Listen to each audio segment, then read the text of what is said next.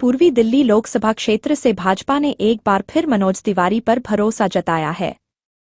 भाजपा ने दिल्ली में अपने 7 सांसदों में सिर्फ उत्तर पूर्वी दिल्ली लोकसभा क्षेत्र से सांसद मनोज तिवारी को ही दोबारा प्रत्याशी बनाया है। मनोज तिवारी पिछले 2 लोकसभा चुनाव में यहां से जीत दर्ज कर चुके हैं। प्रत्याशी घोषित होने के बाद से ही मनोज तिवारी लगातार उत्तर पूर्वी दिल्ली लोकसभा क्षेत्र का दौरा करने के साथ साथ क्षेत्र की जनता के साथ मिलकर चुनाव प्रचार करने में जुटे हुए हैं। उत्तर पूर्वी दिल्ली जिले की जनता द्वारा मनोज तिवारी का जगह स्वागत किया जा रहा है। इसी क्रम में सुंदर नगरी क्षेत्र में आयोजित एक सामाजिक बैठक में प्रत्याशी मनोज तिवारी का क्षेत्र की जनता द्वारा भव्य स्वागत किया गया। इस अवसर पर मनोज तिवारी ने क्षेत्र की जनता के साथ अपने विचार साझा किए एवं भाजपा के पक्ष में मतदान करने की अपील भी की। देखिए राजधानी दिल्ली से परिपूर्ण न्यूज टीवी के state bureau chief Rajiv Kumar Gaur की रिपोर्ट। आप सबको पता ही है कि चुनाव होने वाला है और चुनाव भारत के प्रधानमंत्री का चुनाव है। चुनाव भी कई तरह के होते हैं। अभी केपी सिंह जी कह रहे थे और भी लोग बोले होंगे, मैंने सबको तो सुना नहीं, लेकिन एक स्पीच किसी इंसान का परिचय होता है। और आज केपी भाई ने वो बातें कही कि मैं एक बार सोचने लग, वो नेचुरल बोल रहे थे। अब देखिए हम लोग को तो बोलने की आदत पड़ गई है, बोलते ही रहते हैं। माइक दे दो तो बंद नहीं होंगे, इशारा करना पड़ेगा, भैया बहुत टाइम हो गया, थोड़ा बंद कर दो।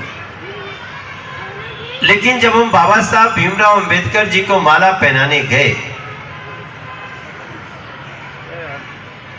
तो हम अनमने ढंग से नहीं पहना रहे, हम हृदय से पहना रहे हैं। बहुत अच्छी बात कही इन्होंने, केपी सिंह जी ने, कि अगर बाबा साहब भीमराव अंबेडकर जी नहीं होते तो महिलाओं के साथ जो भेदभाव हो रहा था, अभी तो लोग यही कहते हैं कि जो दलित समाज के लोगों के साथ भेदभाव हो रहा था वो तो बाबा ने किया ही, वो तो भीमराव अंबेडकर जी ने लिया ही। लेकिन बाबा साहब भीमराव अंबेडकर ने दलित, शोषित, पीड़ित, वंचित, ये तीनों शब्द याद रखिए। दलित, शोषित, पीड़ित, वंचित।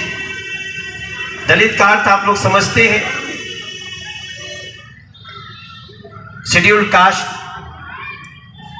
पीड़ित, जो लगातार उनको तकलीफ दी जा रही थी लेकिन उनकी सुनने वाला कोई नहीं, उसको पीड़ित बोलते हैं। शोषित, जिनको कुछ बलिष्ठ लोगों ने शोषण किया, जिनका, वो शोषित है।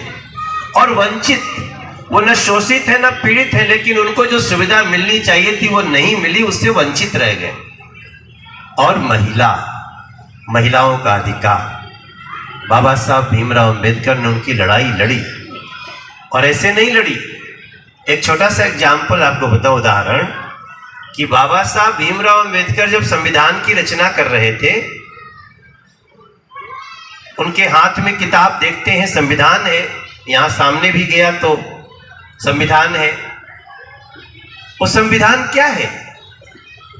लोग बाबा साहब भीमराव अंबेडकर को कई लोग मानते हैं, लेकिन उनके हाथ में जो संविधान है, क्या उसको जानते हैं? नरेंद्र मोदी जी जब प्रधानमंत्री बने तो बिल्कुल ठीक कहा केपी भाई ने कि नरेंद्र मोदी जी प्रधानमंत्री बने तो कई जानकारियां आई। उसमें एक बड़ी जानकारी थी कि बाबा साहब भीमराव अंबेडकर महिलाओं को आरक्षण देना चाहते थे और इसके लिए 70 साल बीत गया। अभी अभी 2 महीना पहले हमने संसद में महिला 33% आरक्षण पास करके, बहुत ही महत्वपूर्ण बैठक थी।